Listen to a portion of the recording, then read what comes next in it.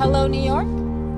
We are sitting up top, checking you out. My love for the Jeep brand started in the early days with cool stories from my dad of his military experience with the Jeep. I consider my dad to be an American military hero.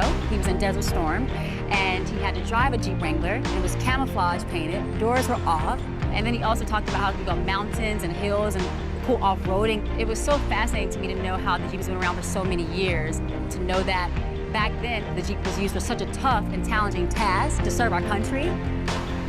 For me, when I was becoming a music artist in my early days, I was like really young, around like 15 years old, and I used to be driven to the studio every day by one of the girls in my management team who actually drove a two-door Jeep Wrangler, and I used to always look at her like she was so cool. Like there was something really fly about seeing a girl ride a two-door Jeep on big tires, driving stick shift.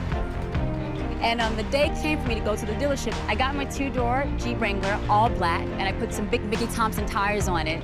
I called it the Jolie, because it was so bad, fierce, fly, sexy, cool, edgy, everything all in one. But I always had the vision of being able to be a Jeep girl.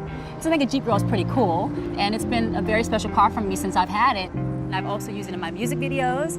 We've been in the desert with that Jeep myself, not quite Desert Storm, but I've been in the desert dancing around and driving with my Jeep.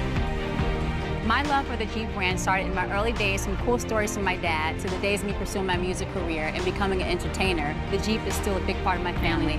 This is why I'm so proud to be celebrating the Jeep brand's 75th anniversary. This is my Jeep story. Now I want to hear yours.